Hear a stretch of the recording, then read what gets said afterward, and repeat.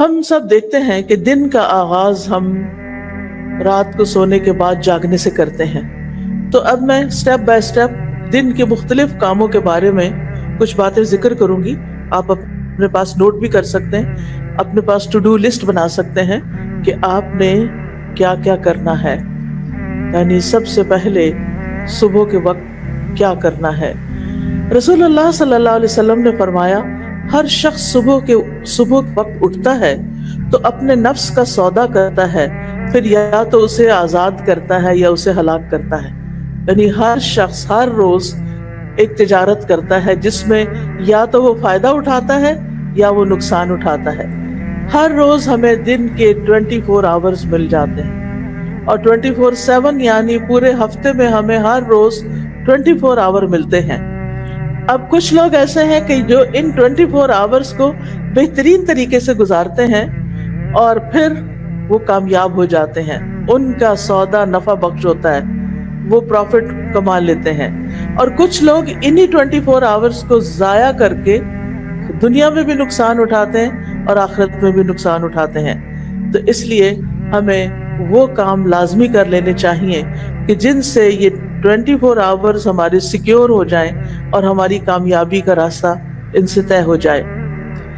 سب سے پہلی چیز جو آنکھ کھلتے ہی ہمیں کرنی چاہیے وہ ہے صبح کی دعا، جس کا آغاز ہوتا ہے الحمدللہ سے. الحمدللہ الذی احیانا بعدما اماتنا والیہ النشور. سب تعریفیں اس اللہ کے لیے ہیں جس نے ہمیں مرنے کے بعد زندہ کیا اور اسی کی طرف دوبارہ لوٹنا ہے. اب آپ دیکھیے کہ یہاں پر زندگی اور موت کی بات کی جا رہی ہے.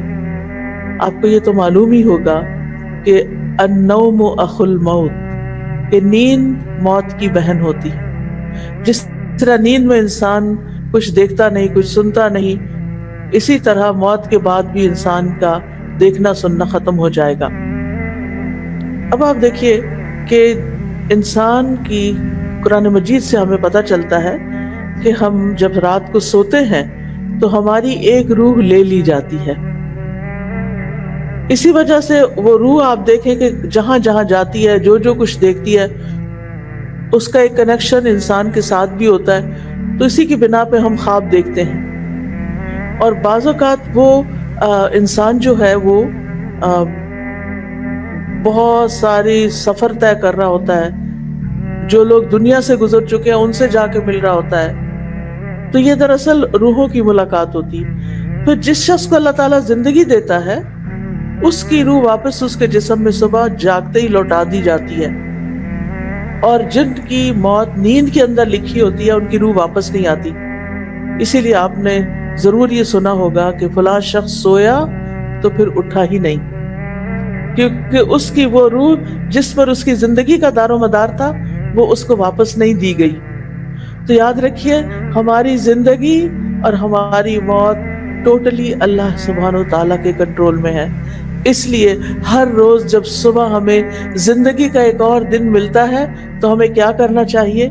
اللہ کا شکر ادا کرنا چاہیے کہ مجھے ایک اور دن مل گیا، اور پھر خوش ہونا چاہیے کہ مجھے اپنی آخرت کی کمائی کے لیے مزید وقت مل گیا ہے.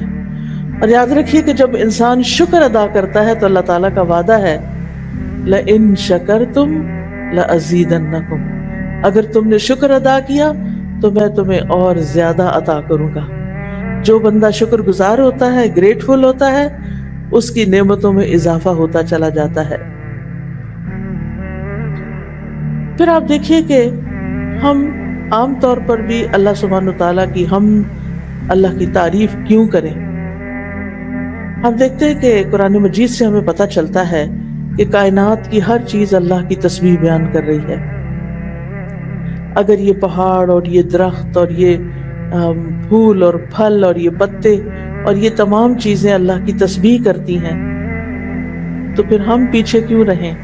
ہمیں تو اللہ تعالیٰ نے افضل المخلوقات بنایا ہے، باقی چیزوں کو ہمارے لیے بنایا ہے. اگر آپ کے گھر میں لگا ہوا درخت اللہ کی تسبیح کر رہا ہے اور آپ سو ہی رہے ہیں تو آپ سوچئے کہ کہ پھر اللہ کے نزدیک وہ درخت زیادہ اچھا ہے جو اس کی تعریف کر رہا ہے، یا وہ انسان جو شیطان کے بہکاوے میں آ کے غافل ہو کے نماز کے وقت میں سو رہا ہے۔ قرآن مجید میں آتا ہے تسبح لہ السماوات السبع والارض ومن فیہن وان من شیء الا یسبح بحمدہ ولکن لا تفقہون تسبیحہم، ساتوں آسمان اور زمین اس کی تسبیح کرتے ہیں، یعنی اللہ سبحانہ تعالیٰ کی، اور جو بھی ان میں چیزیں ہیں وہ بھی، اور کوئی بھی چیز ایسی نہیں مگر وہ اس کی حمد کے ساتھ اس کی تسبیح کرتی ہے، لیکن تم ان کی تسبیح کو سمجھتے نہیں، یعنی انسان کو ان کی زبان نہیں معلوم، ان کی تسبیح کا طریقہ نہیں معلوم۔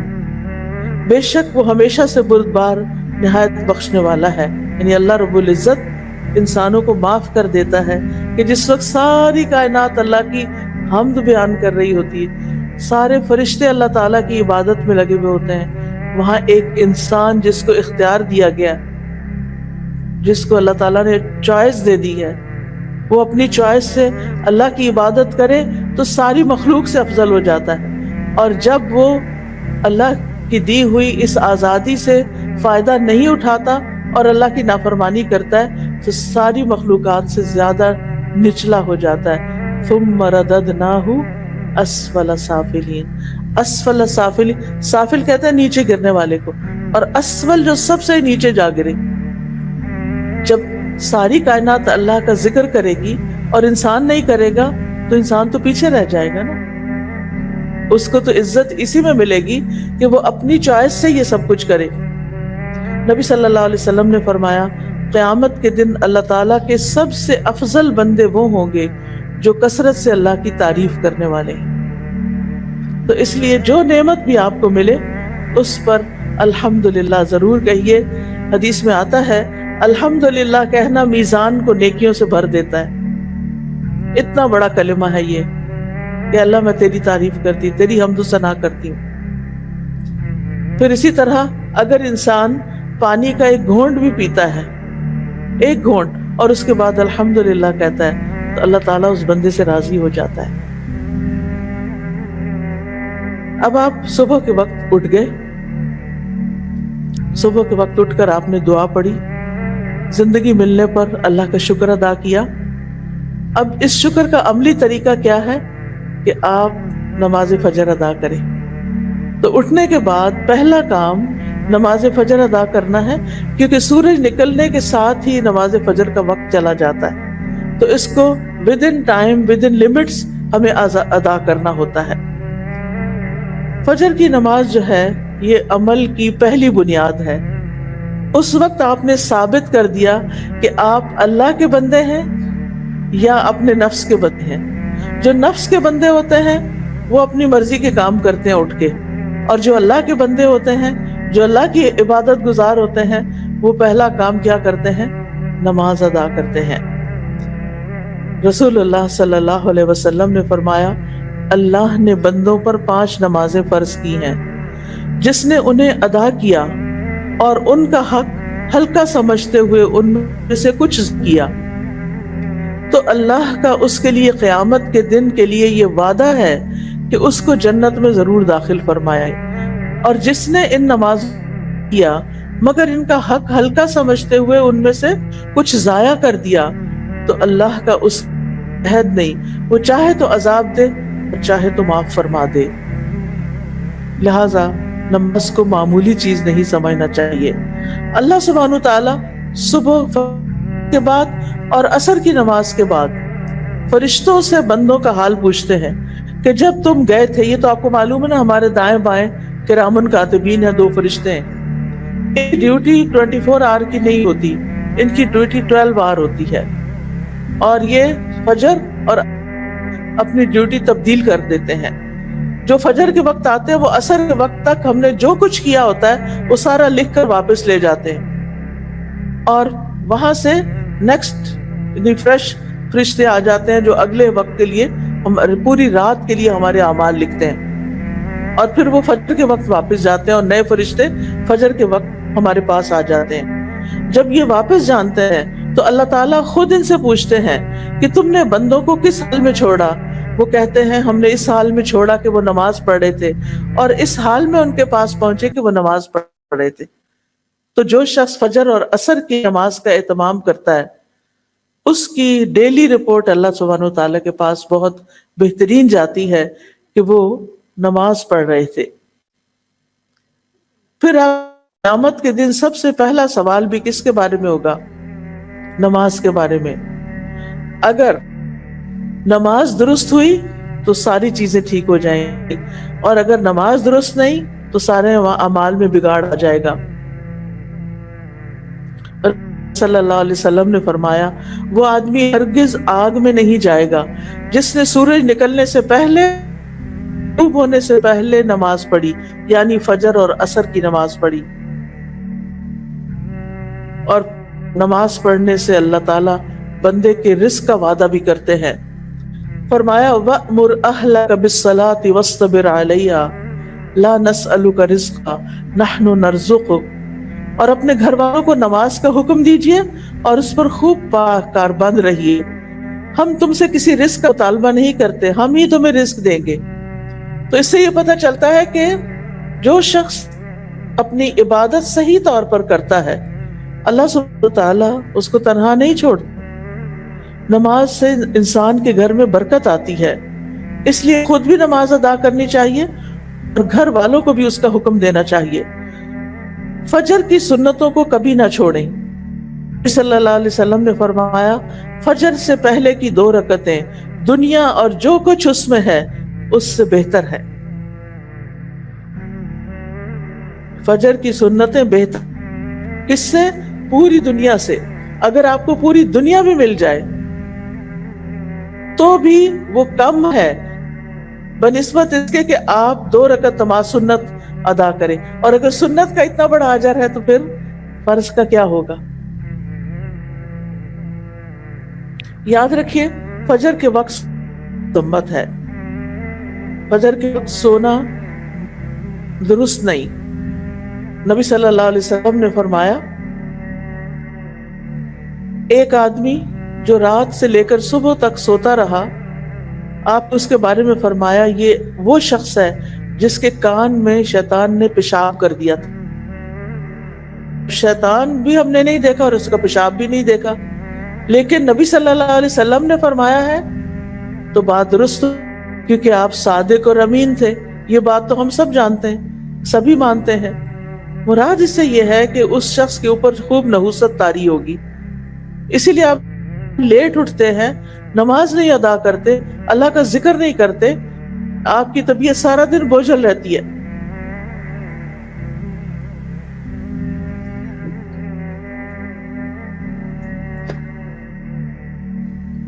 پھر آپ کی کوشش یہ ہو کہ نماز خشوع کے ساتھ پڑھیں. خشوع نماز میں رونا دھونا. بعض لوگ سمجھتے ہیں کہ کچھ لوگ نماز میں بہت روتے ہیں لہٰذا ان کی نماز زیادہ خشوع والی ہے. ایسا نہیں، رونا خشوع نہیں ہوتا بلکہ دل کا متوجہ ہونا اور اعضاء کا پرسکون ہونا، اس کو خشوع کہتے ہیں. اگر ہو سکے تو یہ ڈور کھول دیں کیونکہ تھوڑا سٹفی ہو رہا ہے تاکہ فریش ایئر اندر آتی رہے.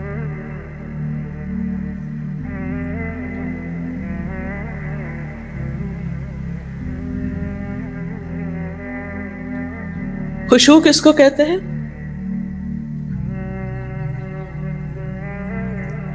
جی ہاں، دل کا متوجہ ہونا اور اعضاء کا پرسکون ہونا.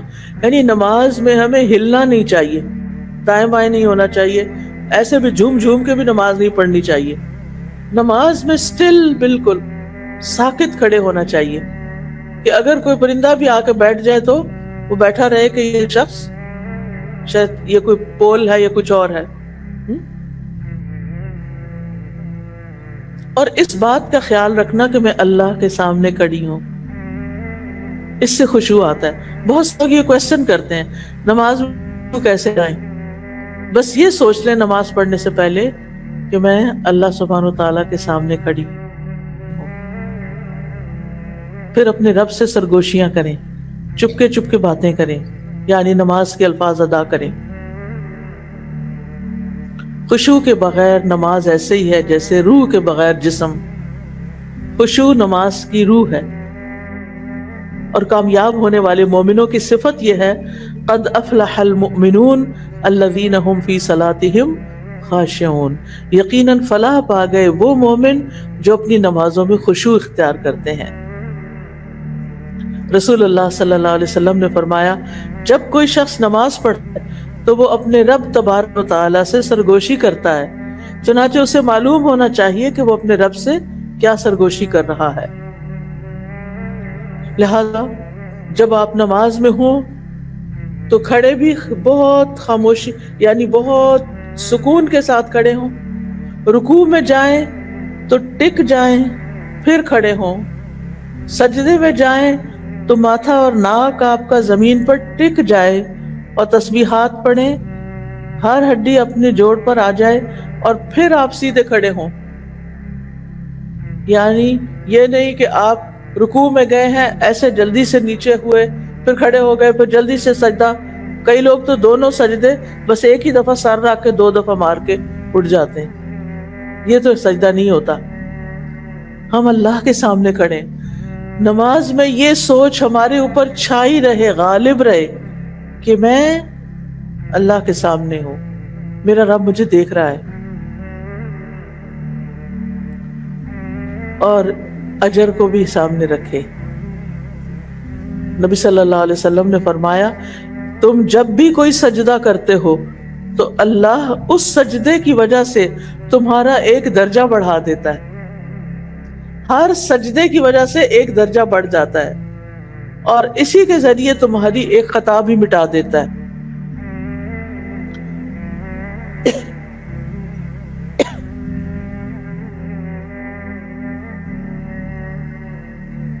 تو یاد رہے گی یہ بات. سجدے سے کیا ملے گا؟ سجدے سے کیا ملے گا؟ ایک درجہ بلندی. یعنی پہلے جنت میں جہاں مقام تھا اس سے اوپر ہو گئے, اوپر اوپر اوپر. اور کیا ملتا ہے؟ ایک خطا مٹ جاتی, ایک غلطی صاف ہو جاتی. نماز کے بعد فوراً مصلی سے نہیں اٹھے, بیٹھے رہیں, ذکر اذکار کریں. کیوں؟ اس لیے کہ اس کا بہت بڑا اجر ہے. رسول اللہ صلی اللہ علیہ وسلم نے فرمایا جب تک تم اپنے اس مصلی پر بیٹھے رہو جہاں تم نے نماز پڑھی تھی اور بے وضو نہ ہو یعنی وضو نہ ٹوٹے تو فرشتے تمہارے لیے دعا کرتے رہتے ہیں اللہم اغفر لہ اللہم ارحمہ, اے اللہ اس کو بخش دے, اے اللہ اس پر رحم فرما دے. تو کیا کرنا چاہیے پھر؟ اپنی جگہ پر تھوڑی دیر بیٹھ کے تسبیحات کر کے دعائیں فرشتوں کی لے کے پھر اٹھیں. اب یہ جو تسبیحات ہے نا 2 طرح سے ہیں. ایک تو ہے 33 بار, دوسری ہے اور آخری بار 33 مرتبہ اللہ اکبر اور پھر آخری بار لا الہ الا اللہ وحدہ لا شریک لہ لہ الملک و لہ الحمد وہو علی کل شیء قدیر. تو یوں کہنے سے 34 دفعہ ہو جاتا ہے اور پوری یعنی حدیث سے یہ پتہ چلتا ہے کہ وہ اس نے اپنی تسبیح پوری کر لی. اب آپ دیکھیے کہ اگر آپ کے پاس وقت نہیں اور آپ کو جلدی کسی کام سے جانا ہے تو پھر آپ کتنی دفعہ پڑھ لیں؟ 10 دفعہ. کیا پڑھیں گے, کیسے پڑھیں گے؟ سبحان اللہ سبحان اللہ 2 دفعہ چھوٹی انگلی کو پریس کریں گے, یا چھوٹی انگلی جو ہے وہ آپ کے انگوٹھے کے ساتھ لگے گی, ٹھیک ہے؟ تو آپ کو نمبر یاد رہے گا سبحان اللہ سبحان اللہ سبحان اللہ سبحان اللہ سبحان اللہ سبحان اللہ سبحان اللہ سبحان اللہ اور پھر سبحان اللہ پورے 10 ہو گئے. تو 10 بار تینوں تسبیحات پڑھ لیں. 10 بار سبحان اللہ, 10 بار الحمدللہ اور 10 بار اللہ اکبر. اس کے بارے میں آپ صلی اللہ علیہ وسلم نے فرمایا دو خصلتیں یا دو عادتیں ایسی ہیں کہ اگر کوئی مسلمان بندہ ان کی پابندی کر لے تو جنت میں داخل ہوگا، اور وہ بہت آسان ہے، مگر ان پر عمل کرنے والے بہت کم ہیں۔ ہر نماز کے بعد 10 مرتبہ سبحان اللہ، 10 مرتبہ الحمدللہ اور 10 مرتبہ اللہ اکبر کہے تو زبان کی ادائیگی کے اعتبار سے 150 بار ہے، اور مجموعی طور پر پانچوں نمازوں کے بعد جو عمل ترازو میں رکھا جائے تو 1500 ہے۔ کتنا اللہ سبحانہ تعالیٰ نے اجر لکھا ہے آپ کے لیے۔ اور اگر آپ نہیں پڑھتے، چھوڑ کے اٹھ جاتے، کتنی دیر لگتی ہے؟ 1 منٹ، 2 منٹ، 2 بھی نہیں لگتے۔ ہم اپنا فون، سیل فون میں جا نماز کے ساتھ رکھ کے بیٹھتے ہیں، جو سلام پھیرا فٹافٹ فون اٹھا لیا۔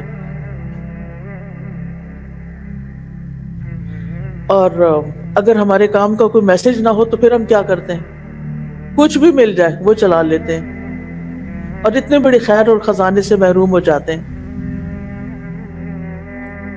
پھر ایک اور بات یہ ہے کہ اگر انگلیوں پہ تسبیح کریں گے تو زیادہ ثواب ہوگا، انگلیاں گواہ بن جائیں گی، لہذا خوبصورتی کے ساتھ انگلیوں کو استعمال کرنا ہے، جیسے سبحان اللہ سبحان اللہ سبحان اللہ سبحان اللہ، الحمدللہ الحمدللہ، اللہ اکبر، یعنی اس طرح بھی آپ کر سکتے ہیں۔ پھر ہر نماز کے بعد آیت الکرسی پڑھیں، اس کا کیا ثواب ہوتا ہے؟ نبی صلی اللہ علیہ وسلم نے فرمایا ہر فرض نماز کے بعد آیت الکرسی پڑھنے والے کو موت کے علاوہ کوئی چیز جنت میں لے جانے سے نہیں روک سکتی۔ یعنی دنیا میں رہتے ہوئے تو آپ جنت میں نہیں جا سکتے، مرنے کے بعد بھی جنت میں وہ جائے گا جو اللہ کا پسندیدہ ہوگا، اور جو اللہ کا پسندیدہ ہے اس کو اللہ تعالیٰ نے بہت سی خوشخبریاں بھی سنائی ہیں، اس کے لیے آسانیاں بھی کی ہیں۔ اور یہاں پر کیا آسانی کی گئی ہے کہ جب یعنی انسان اپنی یعنی ان چیزوں کو پابندی سے پڑھے گا تو پھر اس کے لیے جنت کا رستہ آسان ہو جائے گا۔ اچھا، قیامت کے دن ہماری انگلیوں سے بھی سوال ہوگا، تو جب ہم ان پہ ذکر کریں گے تو یہ ہمارے حق میں بولیں گی۔ قرآن مجید میں آتا ہے نا، وَتُكَلِّمُنَا أَيْدِيهِمْ وَأَرْجُلُهُمْ، ہم سے کلام کریں گے ان کے ہاتھ اور پاؤں۔ پھر ہر نماز کے بعد قُلْ هُوَ اللَّهُ أَحَدٌ قُلْ أَعُوذُ بِرَبِّ الْفَلَقِ قُلْ أَعُوذُ بِرَبِّ النَّاسِ۔ اگر آپ کو وسوسے ستاتے ہوں، شیطان پریشان کرتا ہو، آپ کو کوئی تکلیف بیماری ہو، تو آپ یہ تینوں کل ہاتھ پہ پڑھ کے پھونک مار کے ہاتھ میں چہرے اور سر اور بازو اور ان سب پر خود ہی پھیر لیا کریں۔ اس سے آپ بہت اچھا فیل کریں گے، بہت لائٹ فیل کریں گے۔ اگر آپ کو کوئی تھکاوٹ ہوئی بھی ہے، آپ کو کوئی بیماری ہے، کچھ بھی ہے، آپ اس کو اپنا معمول بنا لیں۔ پھر صبح کے اذکار پوری توجہ کے ساتھ کریں۔ اللہ سبحانہ تعالیٰ قرآن مجید میں فرماتے ہیں یا ایھا الذین آمنوا اذکروا اللہ ذکرا کثیرا وسبحوہ بکرۃ واصیلا، اے ایمان والو اللہ کو کثرت سے یاد کیا کرو۔ یہ کون کہہ رہا ہے کہ اللہ کو زیادہ یاد کیا کرو؟ کون کہہ رہا ہے؟ اللہ سبحانہ تعالیٰ۔ یس، ماشاءاللہ بہت دھیان سے سن رہے ہیں، اسی لیے جواب دے رہے ہیں۔ اللہ سبحانہ تعالیٰ سن رہا ہے۔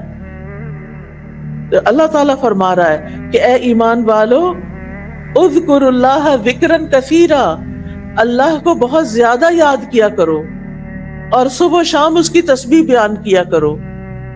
تو صبح و شام سبحان اللہ و بحمدہ پڑھنے والا، جو پوری تسبیح ہے 100 دفعہ پڑھنا چاہیے، پڑھنے والا جو ہے اس کے سارے گناہ معاف ہو جاتے ہیں۔ اور تسبیح جو ہے یہ ڈپریشن کا علاج بھی ہے، انسان کے دل کا غم، دکھ، پریشانی بھی ختم ہوتی ہے اس سے۔ پھر اسی طرح آپ نے فرمایا جو شخص یہ تسبیح پڑھتا ہے سبحان اللہ و بحمدہ، قیامت کے دن اس سے زیادہ افضل کوئی بھی نہیں لائے گا. قیامت کے دن اس سے زیادہ افضل عمل کسی کا بھی نہیں ہوگا، اور سوائے اس کے جس نے اس کے برابر یہ سے زیادہ پڑھا ہو. پھر اسی طرح اگر ہو سکے، جیسے بزرگ خواتین ہوتی ہیں تو وہ فجر کی نماز سے سورج طلوع ہونے تک بیٹھے رہے مصلی پر. جو اسکول کے بچے تو ظاہر ہے انہیں اسکول جانا ہوگا، تیاری کرنی ہوگی، لیکن تیاری کرتے کرتے اللہ کا ذکر کرتے رہیں. پھر اسی طرح یہ صبح شام کے اذکار ہے نا، یہ بھی بڑے فائدے کی چیز ہے. صبح شام کے اذکار کے بارے میں شیخ ابن عثیمین کہتے ہیں کہ صبح شام کے اذکار اپنے پڑھنے والوں کے لیے اس قدر وسیع، عظیم فوائد اور برکتوں پر مشتمل ہے کہ اس کا احاطہ نہیں کیا جا سکتا، اس کو بیان نہیں کیا جا سکتا. صبح و شام کے اذکار دل اور روح کی غذا ہے. دل میں سکینت ہوتی ہے، اطمینان ہوتا ہے، راحت اور مسرت حاصل ہوتی ہے. پھر اسی طرح یہ اذکار دنیا اور آخرت میں سلامت رہنے کا ذریعہ ہے. جو شخص یہ اذکار پڑھے گا وہ سلامت رہے گا. پھر یہ خیر و برکت کا دروازہ کھولنے والے کلمات ہیں. پھر اسی طرح جو شخص صبح کے وقت ان کو پڑھ لیتا ہے اس کے لیے خیر و برکت کا دروازہ کھل جاتا ہے.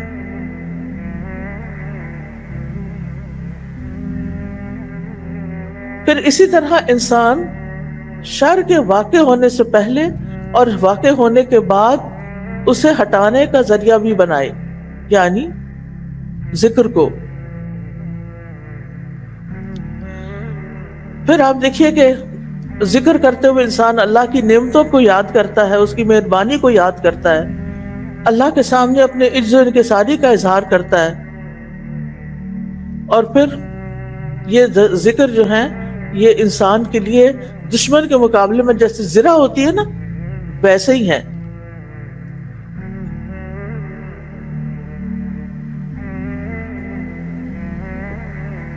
صبح شام کے اذکار کے بعد آپ قرآن مجید کھولیں، چاہے ایک صفحہ پڑھیں چاہے آدھا صفحہ پڑھیں، کیونکہ قرآن مجید میں آتا ہے ان قرآن الفجر کان مشہودا، کہ فجر کے وقت کا قرآن اس میں فرشتے حاضر ہوتے ہیں. ہر ایک اپنی اپنی سہولت کے مطابق قرآن مجید کا کچھ حصہ ضرور پڑھیں.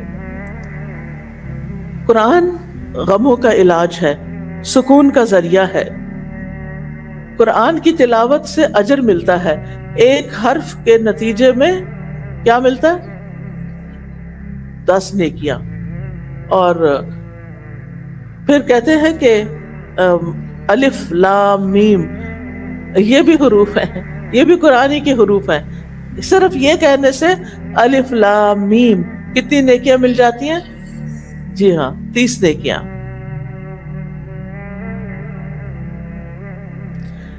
پھر آپ دیکھیں کہ جن گھروں میں قرآن پڑھا جاتا ہے وہ گھر اپنے رہنے والوں کے لیے کھلا ہو جاتا ہے. اس میں فرشتے حاضر ہوتے ہیں، شیاطین اس گھر کو چھوڑ دیتے ہیں، اس کی خیر و برکت بڑھ جاتی ہے. پھر اسی طرح اگر وقت ہو تو اسکول جانے سے پہلے آپ تھوڑا سا ترجمے سے قرآن ضرور پڑھ لیں. آپ کو معلوم ہے کہ میں نے اسلامک یعنی دینی تعلیم جو ہے باقاعدہ کسی مدرسے میں داخل ہو کر نہیں لی، لیکن ان کے مدرسوں میں جو کتابیں پڑھائی جاتی ہیں ان میں سے بہت سی کتابیں میں نے اپنے والد سے پڑھی. اور ہمارا یہ پڑھنے کا سٹڈی ٹائم کون سا ہوتا تھا؟ فجر کی نماز کے بعد. فجر کی نماز کے بعد وہ اتنا بابرکت وقت ہے کہ اس میں آپ تھوڑا سا بھی کوئی کام کریں گے تو بہت جلدی نمٹ جاتا ہے. اور جن گھروں میں قرآن پڑھا جاتا ہے، حضرت ابو ہریرہ کہا کرتے تھے بے شک قرآن پڑھنے کی وجہ سے گھر اپنے رہنے والوں کے لیے بہت کھلا ہو جاتا ہے، کشادہ ہو جاتا ہے. اس میں فرشتے حاضر ہوتے ہیں، شیاطین اس گھر کو چھوڑ دیتے ہیں، اس کی خیر و برکت حاصل ہوتی ہے. پھر اسی طرح قرآن مجید کو اپنا دوست بنا لیں. ہر جگہ آپ کے ساتھ ہونا چاہیے. اب تو خیر موبائل کے ذریعے ویسے بھی ساتھ ہوتا ہے اگر آپ نے قرآن مجید کی اپلیکیشن ڈاؤن لوڈ کی ہوئی ہے اور اس میں بک مارک بھی ہوتا ہے. جتنا آپ پڑھ لیں ایک دن وہاں بک مارک لگا دیں, پھر آگے اور اس طرح آپ پڑھتے چلے جائیں. قبر میں جب انسان کو لٹایا جائے گا, ہم سب نے جانا ہے نا قبر میں, اس میں تو کسی کو شک نہیں, ہم نے مرنا تو ہے ہی, انسان ہمیشہ کے لیے تو یہاں آیا نہیں. قبر میں جب کوئی مر جاتا ہے تو اس کو جب دفناتے ہیں, اس کے اندر رکھتے ہیں, تو قرآن جو ہے وہ بندے کے سرہانے کی طرف آ جاتا ہے, سر کی طرف, اور پھر وہ کہتا ہے, یعنی کہ فرشتہ جب اس کو عذاب دینے لگتا ہے تو وہ کہتا ہے کہ میں تو قرآن پڑھتا اور پڑھاتا ہوں, اور پھر تلاوت قرآن کا جو ثواب ہوتا ہے وہ اس جگہ پر آ جاتا ہے اور وہ فرشتہ اس کا کچھ بھی نہیں بگاڑ سکتا. جب فرشتہ سامنے سے آتا ہے تو صدقہ اس کو پرے دھکیل دیتا ہے, اور جب اس کے پاؤں کی طرف سے آتا ہے تو مساجد کی طرف چل کر جانا اسے دور کر دیتا ہے. پھر اس کے بعد 2 رکعت نماز اشراق, یہ ہمارے جسم کے 360 جوڑوں کا, یعنی 360 ہڈیوں کا کیا ہے, یعنی اس کو پڑھ کے گویا ہم ایک ایٹریبیوٹ پیش کر رہے ہیں اپنے آپ کو. اس لیے جیسے رات کے نوافل اہمیت رکھتے ہیں اسی طرح دن کے نوافل بھی اہمیت رکھتے ہیں. تو بہت ضروری ہے کہ ہم تھوڑا سا وقت ضرور نکالیں, ہمارے جسم کا صدقہ ہے. ہم میں سے ہر روز تو ہر شخص صدقہ نہیں کر سکتا, اتنے پیسے تو نہیں ہوتے سب کے پاس, لیکن اگر آپ یہ 2 نفل پڑھ لیتے ہیں تو آپ کے بدن کا صدقہ ہو جاتا ہے.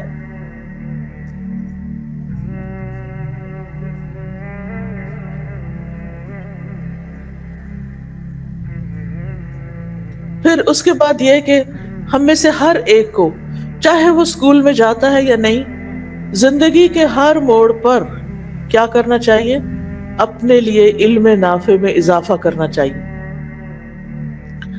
اچھی کتابیں پڑھیں. ماشاءاللہ آپ اسکول کالجز میں جاتے ہیں, آپ کے پاس لائبریریز ہیں, آپ لائبریریز سے اچھی کتابیں نکلوائیں اور ان کا مطالعہ کریں.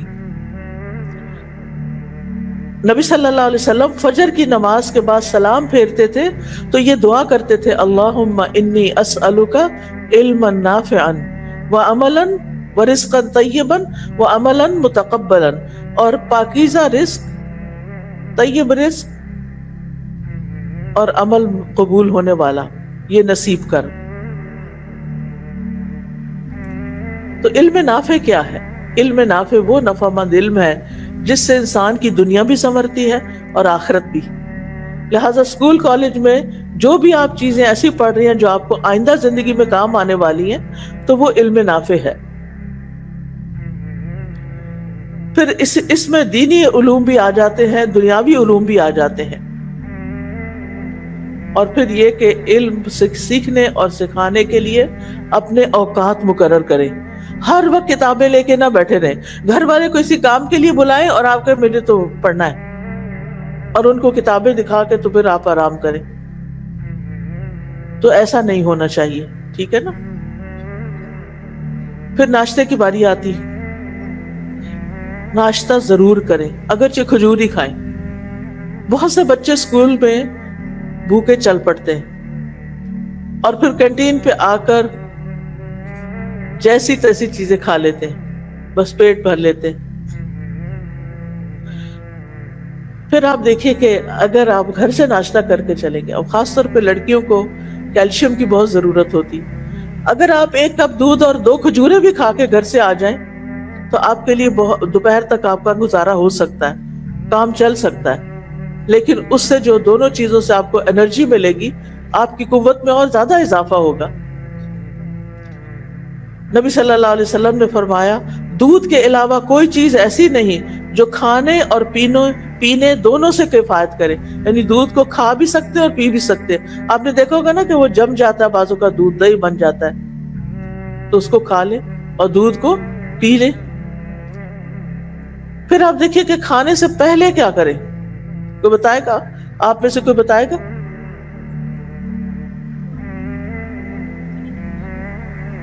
بسم اللہ. آغاز میں کیا پڑھتے ہیں؟ بسم اللہ. الحمدللہ.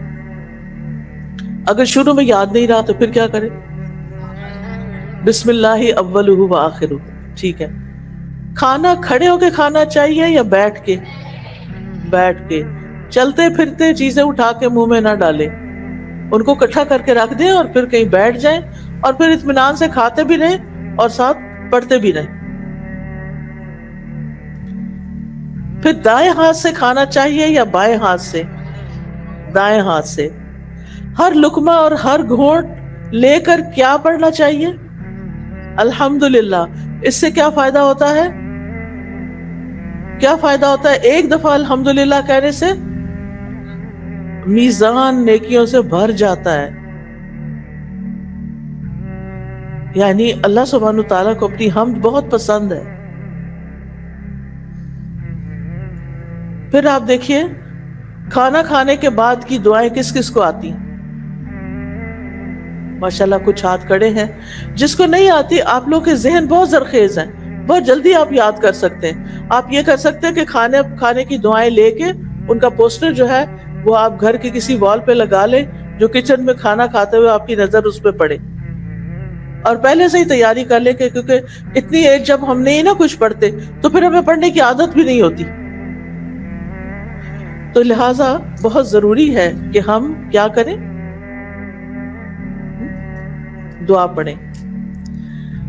جو شخص یہ دعا پڑھے الحمدللہ الذی اطعمنی ھذا ورزقنیہ من غیر حول منی ولا قوہ، اس کے پچھلے گناہ معاف کر دیے جاتے ہیں. سبحان اللہ. یعنی اللہ تعالیٰ ہمیں کھلا رہا ہے، پلا رہا ہے، اور ہم ایک اس کا شکر ادا کر دیتے ہیں کہ اللہ آپ نے مجھے کھانا دیا، آپ کا رزق ہے، میری کوئی قوت اور طاقت نہیں تھی اس کو لانے میں، تو اللہ تعالیٰ اس کے گناہ معاف فرما دیتے ہیں. پھر اسی طرح صبح صبح ایک نیت کرے، اور وہ کیا ہے؟ حیاتی کلہ للہ، میری ساری زندگی میرے رب کے لیے، اللہ کے لیے ہے. کیا مطلب ہے اس کا؟ کہ میں وہ کام کروں گی جن سے میرا رب راضی ہوگا، اور ان چیزوں کو چھوڑ دوں گی جن سے میرا رب ناراض ہوتا ہے.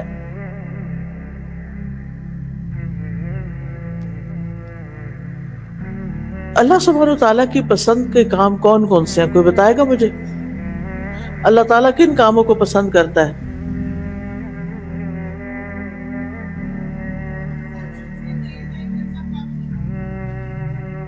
اور ہمیں تو ٹپس پہ پتا ہونا چاہیے، 1 2 3 4 5، جلدی جلدی جلدی.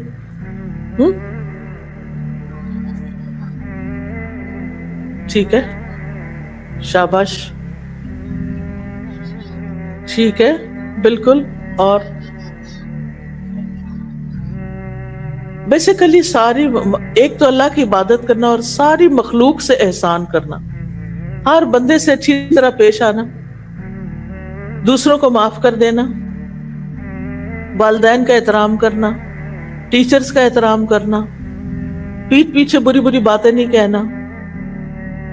پھر اسی طرح اور بھی جتنے جانوروں کے ساتھ احسان. پھر اسی طرح پودے زیادہ سے زیادہ لگانا. پودا لگانے کا کیا ثواب ہے؟ کوئی بتائے گا؟ اور ہماری زندگی میں پودوں کا کتنا بڑا عمل دخل ہے، آپ سب پڑھتے ہوں گے اس کے بارے میں. کتنے زیادہ انوائرمنٹ ایشوز ہو گئے ہیں، اور وہ زیادہ درخت کٹنے کی وجہ سے. بڑی بڑی آبادیوں پر کالونیز بن گئی ہیں اور درخت کاٹ دیے گئے.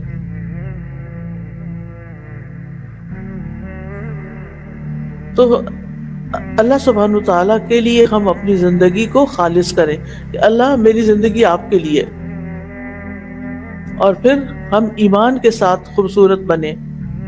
یعنی بہت سے لوگ صرف میک اپ سے خوبصورت بننا چاہتے ہیں، ہمیں ایمان کے ساتھ. ایمان ہوتا ہے دل میں، اور جو دل میں ہوتا ہے وہ چہرے پہ آتا ہے. اگر ایمان دل کے اندر خوبصورت ہے نا، تو ہو ہی نہیں سکتا کہ چہرہ اس کو ریفلیکٹ نہ کرے.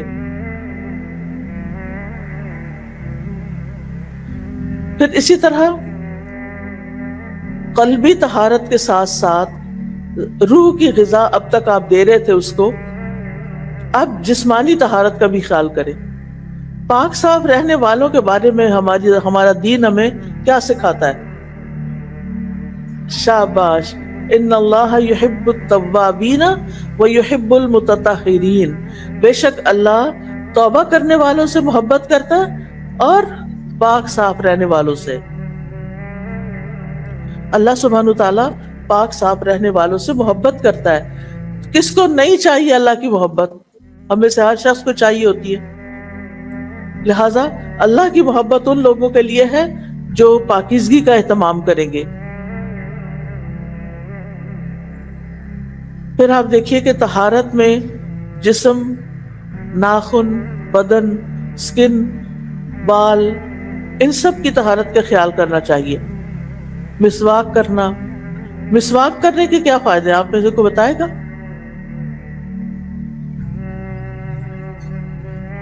جی کوئی ایک شخص بتائے۔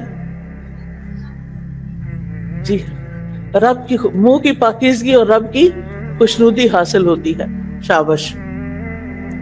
پھر اس کے بعد آپ دیکھیں کہ نبی صلی اللہ علیہ وسلم تو اتنی کثرت سے مسواک کرتے تھے کہ دن یا رات میں جب بھی سو کر اٹھتے تھے تو وضو سے پہلے آپ مسواک کیا کرتے تھے،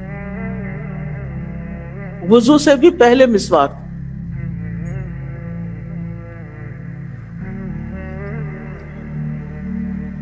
پھر وضو کے بعد کی دعا، اس کے پڑھنے کا کیا ثواب ہے؟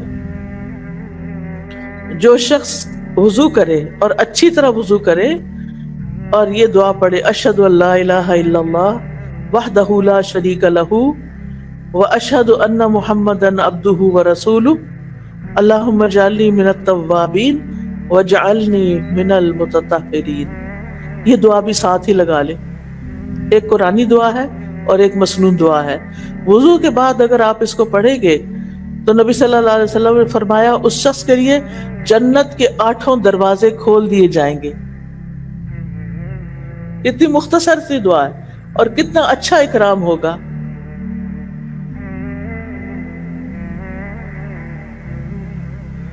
پھر آذان اگر سنتے ہیں تو آذان کا جواب دینا ہے، اور آذان کا جواب دے کر دعائیں بہت زیادہ قبول ہوتی ہیں۔ یعنی اگر آپ آذان سنتے ہیں اور کسی ایک، کیونکہ ہمارے ملک میں کیا ہوتا ہے ایک وقت میں سارے شروع ہو جاتے ہیں، پھر ایک کی بھی سمجھ نہیں آتی بعض اوقات تو، لیکن جو ایک سمجھ آ جائے اس کو سن کر آپ جواب دے دیں تو پھر ہر اذان جو ہو رہی ہے اس کا جواب دینے کی ضرورت نہیں رہتی۔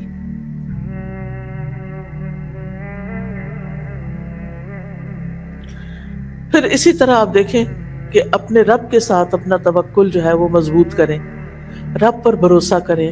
کوئی غم کی خبر سنیں، کوئی پریشانی کی سنیں، کوئی تکلیف ہو، کوئی مزری ہو، فوراً اپنے رب کی طرف رجوع کریں، اللہ تعالیٰ پر بھروسہ کریں۔ رب المشرق والمغرب لا الہ الا ہو فاتخذہ وکیلا، مشرق و مغرب کا رب، اس کے سوا کوئی معبود نہیں، اس کو اپنا کارساز بنا لو، اس کو اپنا مددگار بناؤ۔ پھر اپنے اندر توکل پیدا کریں۔ نبی صلی اللہ علیہ وسلم نے فرمایا اگر تم اللہ پر ویسا توکل کرو جیسا کہ اس کے کرنے کا حق ہے، یعنی پوری طرح توکل کر لو، تو وہ تمہیں اسی طرح روزی دے گا جس طرح وہ پرندوں کو دیتا ہے۔ صبح کو وہ بھوکے پیٹ اٹھتے ہیں اور شام کو پیٹ بھر کے جاتے ہیں، یعنی اللہ سبحانہ تعالیٰ انہیں ہر نعمت عطا کر دیتا ہے۔ پھر اسی طرح ہر طرح کے حالات میں پر امید رہیں، ہر طرح کے حالات میں پر امید رہنا، مایوس نہیں ہونا۔ مایوسی کیا ہوتی ہے؟ جی ہاں، تو مشکل معاملہ بھی آ جائے تو آپ یہ سمجھیں کہ اللہ تعالیٰ کے بس میں ہے اس کو حل کرنا۔ پھر اپنا کام کاج شروع کریں، چاہے گھر میں کچن میں کام کرنا ہے یا کوئی اور کام کرنا ہے، ساتھ ساتھ غور و فکر جاری رکھے۔ اور اس سلسلے میں خصوصی طور پر قرآن مجید کو نہیں بھولیں۔ قرآن مجید کے بارے میں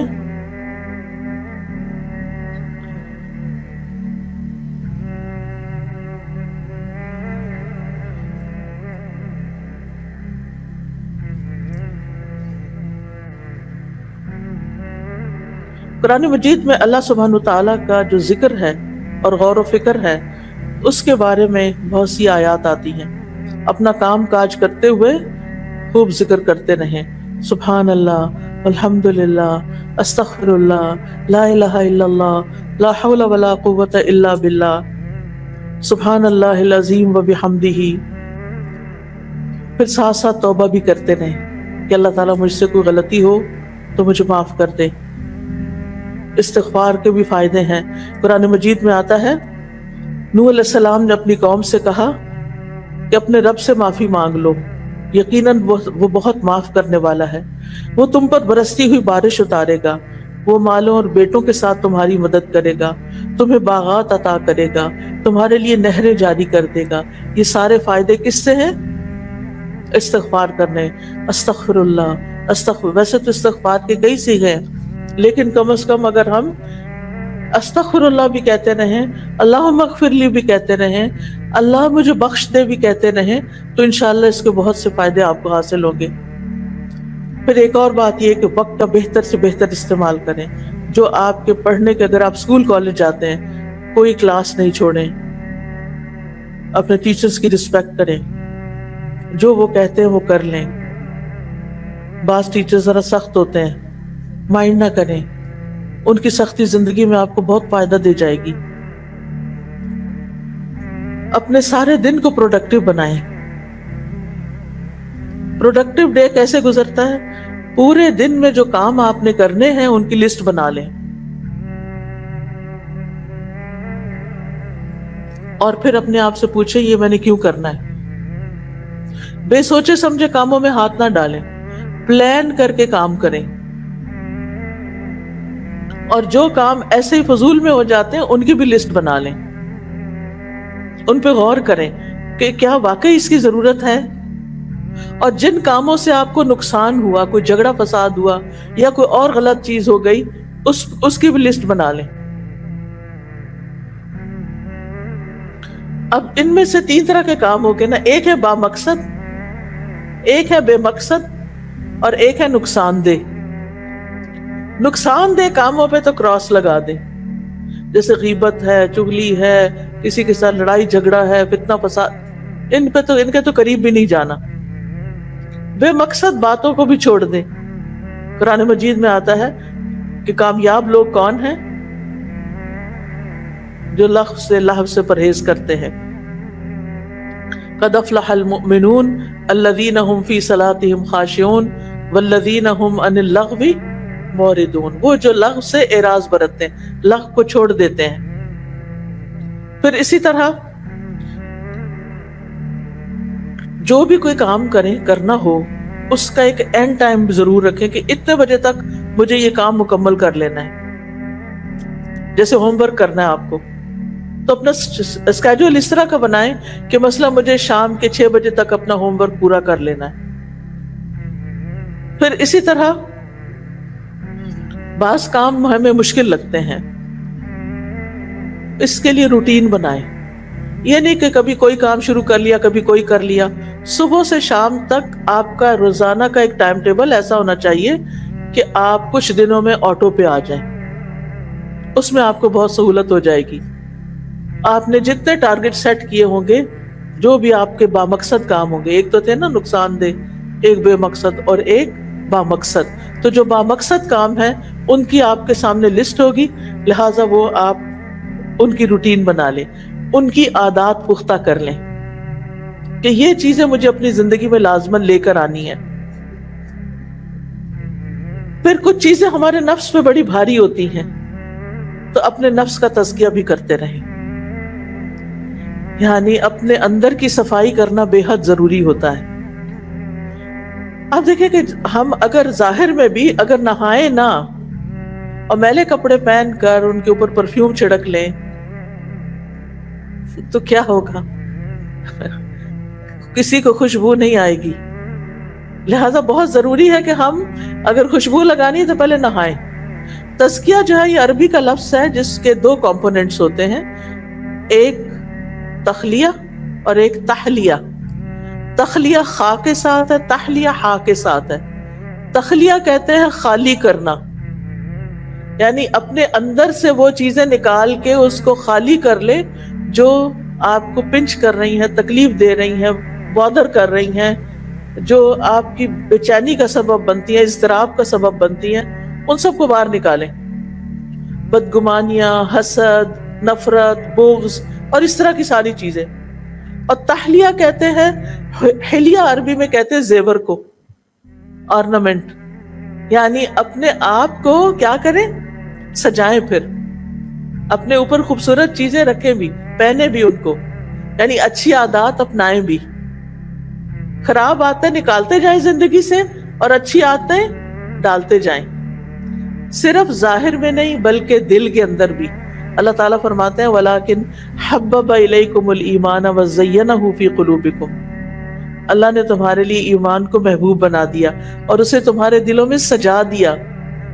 اہل ایمان کے دلوں میں ایمان سجا ہوا ہوتا ہے، لہٰذا مشکل حالات ہوں، تنگی تکلیف کے ہوں، وہ خوش رہتے ہیں کیونکہ ان کو پتا ہوتا ہے ہمارا رب ہے. وہ رب پہ توکل کرتے ہیں. رب کے ان کے دلوں کے اندر ایک اطمینان ہوتا ہے. وہ کسی کے ساتھ خار نہیں رکھتے، کسی کے ساتھ دشمنی نہیں رکھتے، کسی کے ساتھ کوئی لڑائی نہیں رکھتے، جس کی وجہ سے ان کے دلوں کے اندر ایک عجب طرح کا سرور اور اطمینان اور خوشی ہوتی ہے. اور اس کے لیے انسان کو اپنے نفس سے جہاد کرنا پڑتا ہے، اس کے لیے ایفرٹ لگانی پڑتی ہے. قرآن مجید میں آتا ہے قد افلح من تزکا، وہ تو کامیاب ہو گیا جس نے پاکیزگی اختیار کر لی. ایک اور جگہ آتا ہے قد افلح من زکاہا، وہ کامیاب ہو گیا جس نے تو پاک کر لیا. پھر آپ دیکھیں دن کی 5 نمازوں کی آپ نے حفاظت کرنی ہے. نماز قبر تک ساتھ جاتی ہے، اس کو حفاظت کرنا ہے، کیونکہ جب آپ قبر میں جائیں گے وہ آپ کی حفاظت کرے گی. دنیا میں آپ نے کیا کرنا ہے؟ نماز کی حفاظت کرنی ہے. اور جب آپ قبر میں جائیں گے تو نماز آپ کی حفاظت کرے گی. جب عذاب آنے لگتا ہے نا قبر میں تو نماز آ جاتی ہے، ایک طرف سر کی طرف قرآن آ جاتا ہے، ایک طرف نماز آ جاتی ہے، ایک طرف روزہ صدقہ خیرات پاؤں کی طرف آ جاتا ہے، اور بندے کو اپنی لپیٹ میں لے لیتے ہیں اور ہر طرح کے عذاب کو پیچھے دھکیل دیتے ہیں. پھر اسی طرح نماز صرف فرض نہ پڑھیں، سنت بھی پڑھا کریں. پھر آپ دیکھیے کہ ہر کام، جو بھی آپ کام کر رہے ہیں نا دن بھر میں،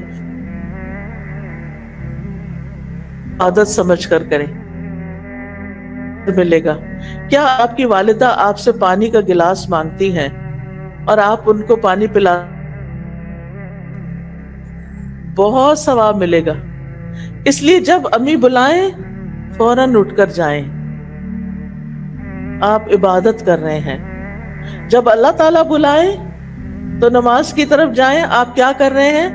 عبادت کر رہے ہیں. اگر چھوٹا بھائی رو رہا ہے اور اس کو آپ سے کوئی کام ہے تو کیا کریں؟ اس کی بات سنیں، کیوں رو رہے ہیں؟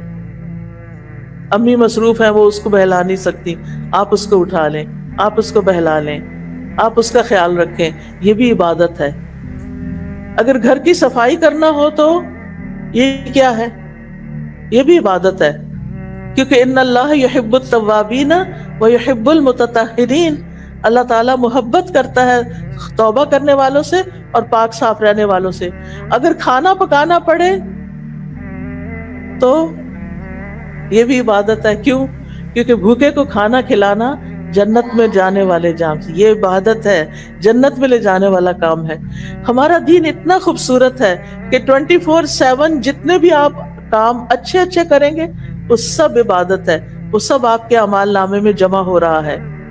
اور پھر آپ دیکھیں یہ نہ کہا کریں وہ فلاں بہن بھی تو نہیں کرتی، میں کیوں کروں.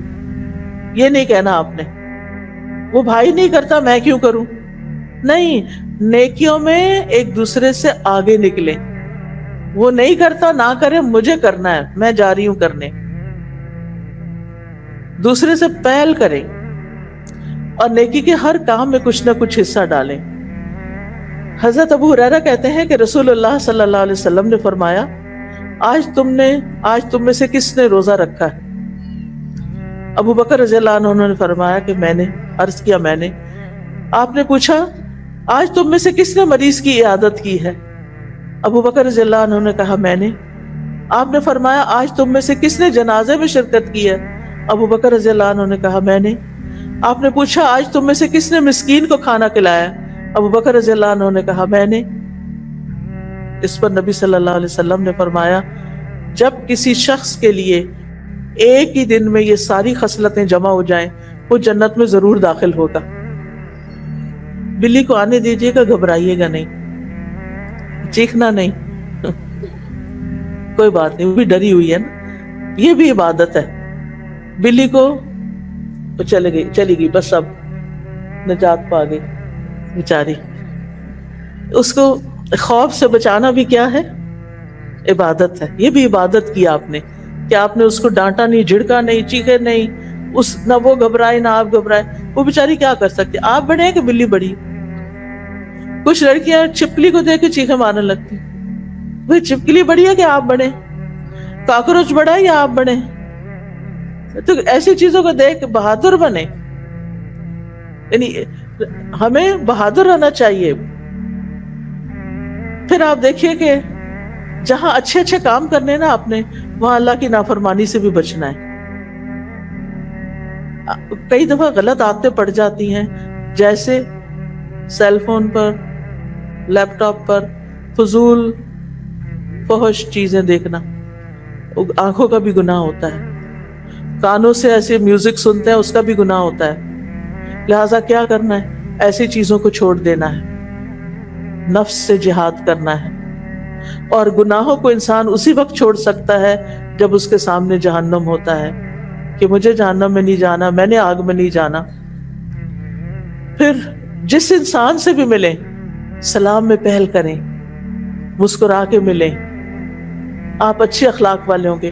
اور جن کا اخلاق اچھا ہے وہ میزان میں جب نیکیاں تولی جائیں گی تو سب سے بھاری نیکیاں اخلاق کی ہوں گی۔ سب سے بڑا حق آپ کے والدین کا آپ پر ہے۔ والدین کو خوش کریں، ان کو حق کریں، ان کی پیشانی چومیں، ان کا ہاتھ پکڑ کے کس کریں۔ آج آپ سب نے گھر جا کر کیا کرنا ہے؟ اپنی امی کو حق کرنا ہے، جا کے السلام علیکم گلے ملے جا کے۔ آج میں ایک لیکچر سن کے آئی ہوں، یہ میری عبادت ہے، اور ان کو ناراض نہیں کرنا۔ اللہ کی عبادت کے بعد والدین کے ساتھ نیکی جو ہے وہ بہت بڑے نیکی کے کام۔ اللہ تعالیٰ کئی بار قرآن مجید میں اللہ کی عبادت کے بعد والدین کے ساتھ اچھے سلوک کا حکم دیتے ہیں۔ انہوں نے سب سے زیادہ ہمارے لیے قربانیاں کی ہوتی ہیں۔ تکلیف اٹھا کے پیٹ میں رکھا، تکلیف اٹھا کے جنم دیا، تکلیف اٹھا کے دودھ پلایا، تکلیف اٹھا کے نیپیاں صاف کی، تکلیف اٹھا کے نہلایا دھلایا کھلایا پلایا، تکلیف اٹھا کے اسکول بھیجا، مشکل سے پیسے کمائے اور فیسیں دی۔ ان کے بہت احسان ہے ہم پر، اور ہم بڑے ہو کے کہتے ہیں آپ نے ہمارے لیے کیا کیا؟ کچھ نہیں کیا، سب کچھ انہوں نے ہی تو کیا ہے۔ اور کون کرتا ہے ہمارے لیے؟ جو ماں باپ کرتے ہیں۔ اور اگر وہ زندہ نہیں ہیں، دنیا سے جا چکے ہیں، ان کا آپ پر حق ہے کہ ان کو آپ روزانہ دعاؤں میں یاد رکھیں۔ ہر نماز کے اندر والدین کے لیے دعا کرنا نہ بھولیں۔ جو ربی جلنی پڑھتے ہیں تو وہ تو کہتے ہیں ربنا اغفر لی ولوالدی وللمؤمنین یوم یقوم الحساب۔ اس کے بعد یہ دعا بھی شامل کر لیں، رب ارحمہما کما ربیانی صغیرا۔ پھر آپ دیکھیں سارے انسانوں کے لیے خیر کا باعث بنے، باعث ختم کر دیں، یہ فلاں ہے، یہ فلاں ہے، یہ ایسا ہے، یہ ویسا نہیں۔ ہمیں اپنی ذات سے ہر ایک کو فائدہ پہنچانا چاہیے۔ اگر کوئی اچھا نہیں بھی تو وہ اپنا خود ذمہ دار ہے اپنے عمل کا۔ ہمیں سب کے ساتھ اچھا سلوک کرنا چاہیے۔ پھر اگر کوئی مانگنے والا آپ سے کچھ مانگ لے تو کیا کرنا چاہیے؟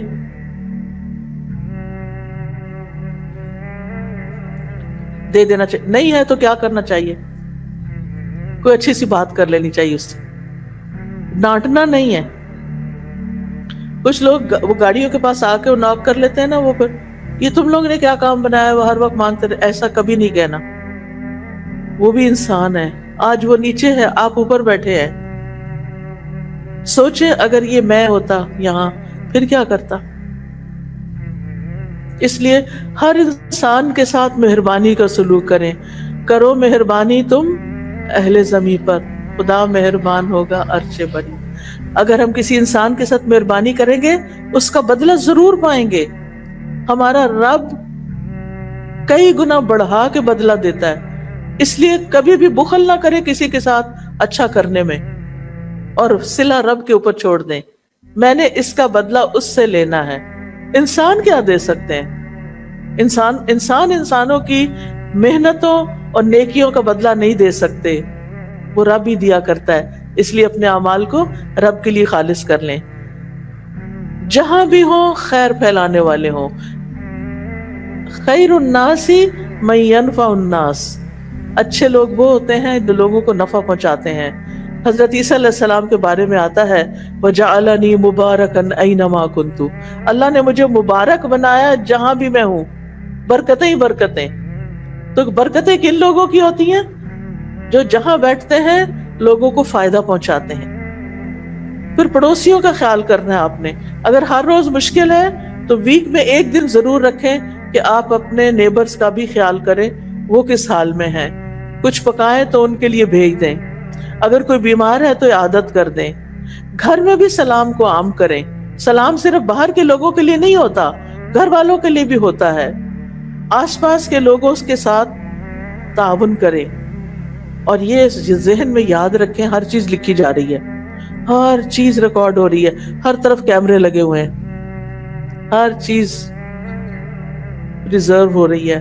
اللہ سبحانہ وتعالیٰ کے سامنے جا کر کھول دی جائے گی. انسان کے ہاتھ میں اعمال نامہ دیا جائے گا اور اس کو دیکھ کے کہے گا ما لہذا الکتاب لا یغادر صغیرۃ ولا کبیرۃ الا احصاها. سورۃ کہف کی آیت ہے. اس کتاب کو کیا ہے، اس نے نہ کوئی چھوٹی بات چھوڑی نہ کوئی بڑی بات چھوڑی، ہر چیز لکھ لی. لہذا اپنی زبان کی بھی حفاظت کرنی ہے. بلا ضرورت بات چیت نہیں کرنی، بے فائدہ چیزوں کو چھوڑ دینا ہے، جھوٹ نہیں بولنا، کسی کے ساتھ کسی کو اذیت نہیں دینی زبان سے. اس کے ساتھ ساتھ ہر روز صدقہ کرنے کی عادت ڈالنی ہے. چاہے آپ 1 روپیہ ایک باکس بنا لیں، 1 روپیہ ہی اپنی جیب خرچ میں سے ڈالیں. اگر نہیں ہے تو اشراق کے 2 نفل جو ہیں وہ پورے دن کا صدقہ ہو جائے گا. فقیروں اور مسکینوں کا ضرور خیال کریں. کل ہی میں ایک جگہ پر گئی ہوئی تھی جہاں انہوں نے فادیہ کاشف ہیں، انہوں نے جو جھگیوں میں رہنے والے بچے تھے ان کو وہاں سے نکال کر ان کے لیے اسکول بنایا، ان کے لیے مسجد بنائی، ان کے لیے پڑھائی کا انتظام کیا، ان کے لیے یونیفارم کا، ان کے کھانے پینے کا، ان کو وہ گھر بنا کر دے رہی ہیں. اب یہ ایک پروجیکٹ ان کا مکمل ہونے والا ہے تو ایک اور جگہ جا کر انہوں نے 150 بچے ایک اور جھگیوں سے انہوں نے اسی طرح کے اپنے پائپ لائن میں رکھے ہوئے ہیں کہ وہ ان کے لیے کچھ کریں گی. ایسے بھی لوگ ہوتے ہیں نا جن کو، کچھ لوگوں کو اللہ پیسہ دیتا ہے وہ صرف اپنی ذات پہ خرچ کرتے ہیں، اور کچھ لوگوں کو اللہ تعالیٰ مال دیتا ہے تو وہ معاشرے کے طبقہ جو پسے ہوئے طبقات ہیں ان کو اوپر اٹھانے کے لیے کرتے ہیں. تو اپنی چیزیں اور ایکسٹرا چیزیں فقراء کو تقسیم کر کے ان کو خوشی پہنچائیں.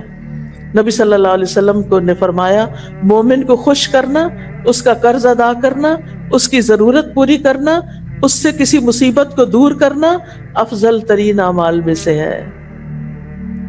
پھر اسی طرح غصہ نہیں کرنا، چھوٹی چھوٹی بات پہ ناراض نہیں ہونا، رشتہ داروں سے نہیں کاٹنا. نبی صلی اللہ علیہ وسلم فرمایا جو شخص یہ چاہتا ہے اس کی عمر لمبی ہو، اس کا رزق میں برکت ہو، وہ اپنے رشتہ داروں سے جوڑ کے رکھے. کس کا دل چاہتا ہے اس کی عمر لمبی ہو؟ ہم سب کا چاہتا ہے. کس کا دل چاہتا ہے اس کا مال زیادہ ہو؟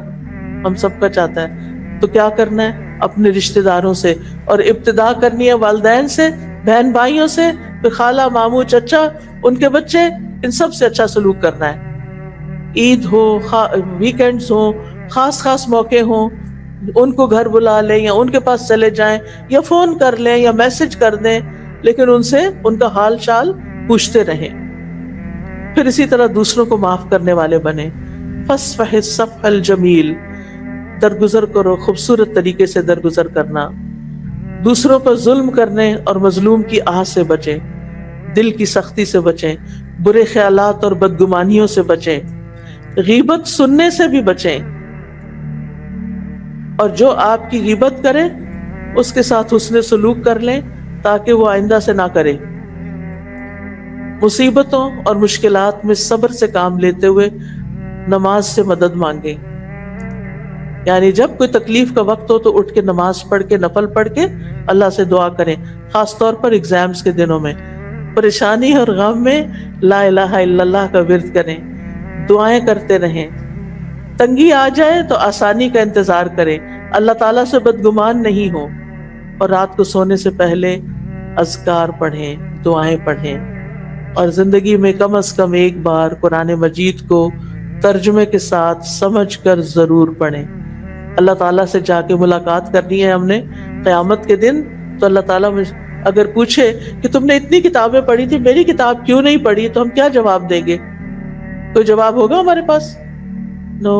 اس لیے زندگی میں عربک میں بھی پڑھنا ہے کیونکہ اللہ تعالیٰ کا کلام ہے, اور اس کا ترجمہ بھی ہم نے پڑھنا ہے. بس نیت کر لیں, اللہ تعالیٰ ضرور راستہ بنائے گا. اللہ تعالیٰ ہمیں ان باتوں پر عمل کرنے کی توفیق دے. جزاکم اللہ خیرا کثیرا, بارک اللہ فیکم. سبحانک اللہم و بحمدک, اشہد ان لا الہ الا انت, استغفرک و اتوب الیک. تکبیرات لگا دیں.